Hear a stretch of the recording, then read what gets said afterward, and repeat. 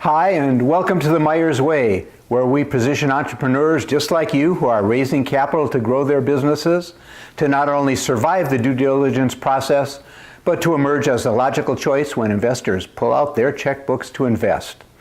So, provocative title again. I don't need no stinking shareholder agreements. We're all buddies. So, what is a shareholders agreement? There's many forms of them, but what I'm talking about now is you and your team get together, Mo, Larry, and Curly, and you've got your company, you've formed it, you have a great idea, you guys have worked together at another company, you're all set to go here. You've got your tech guy, your marketing guy, your operations guy, and you're ready to go. And you are buddies, you're great drinking buddies. And you say, we don't need any agreement, we'll just issue ourselves each, a few 100,000 shares, and let's just see how things go. Well, actually, things go very well. And soon, you've got an investor who's ready to put in some big bucks into the company. They have a group of management folks that can come in and make life a little bit easier for you and really support you, some great alliances. And all of a sudden, here's what happens. So your marketing guy says, I just got married and my wife's inherited a lot of money, and we're probably going to want to have a kid, so you probably won't need me for a while. I'm going to take off for a year and go around the world. And another guy says, wow, I really like what we've been doing, but I've got some great ideas now with the money coming in. I'm going to go do something else for a while. I'll come in maybe one day a week, but hey, I've kind of had it. I got some great ideas, and your operations guy says, well, I sort of love running the company, but so I'm going to be working my butt off while you guys are traveling around the world and whatever, I won't, who knows what this guy was going to do. So you don't have a shareholders agreement. They each own 1/3 of the company. Yeah, your investors come in for 20, 30%, whatever it is, but forget about that. Does that person get to keep their shares? Or what if one of them got ill? Rather than just taking off, got sick, can't work, and actually dies.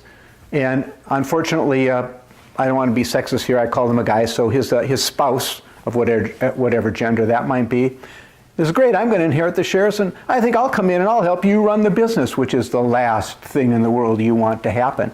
Well, guess what? If you had had a shareholders agreement, one, for the person who's taken off around the world, well, the answer is we had a nice vesting schedule for you. Yeah, you've gotten 25% of what you would have gotten over the next few years because you've been here for the year. But hey, it stops now. That's it. Thanks. Your shares are forfeited. For the person who dies, however you want to handle the buyout arrangement, but you've hopefully maybe bought insurance, or you've come up with a formula that'll pay off his estate over time, so that the partner doesn't come in, and the guy that's running the company can basically do what he should be doing, is making it mostly for himself because he's there and he's staying in. I mean, so you have all these kinds of mechanisms. Like I said, what do you do if someone gets sick and can't work? What happens to their shares? They die. They have to move because of a family emergency. They can no longer be involved in the company. And you want to make sure that they don't sell their shares to a competitor of yours because they're kind of pissed off. They didn't like the way you treated them. And hey, dude, you want a third of that, third of your competitor's company? So these are all the things poop happens, okay? I refuse to work. I've talked with some of the folks, I won't mention who, they're giving me the line, hey, we don't need an agreement, we're buds. Well, poop happens. And I won't work with folks that won't step up to the table and say, I understand that things can happen, things can change, we're people, we're human, let's plan for it now rather than avoiding it. I'm not into avoiding. If you know me, I'm kind of direct. Some people, I call myself an acquired taste. If that's not okay with you, fine. Get some advice from someone else. I tell it to you like it is, and if it doesn't work for you, fine. But if you want to be successful, I suggest you listen in a bit. This is really important stuff. That company fell apart because they had nothing in place and they couldn't deal with it anymore. So You really do want a shareholders agreement, okay? We can talk about the specifics of them later. And in the meantime, have a great day.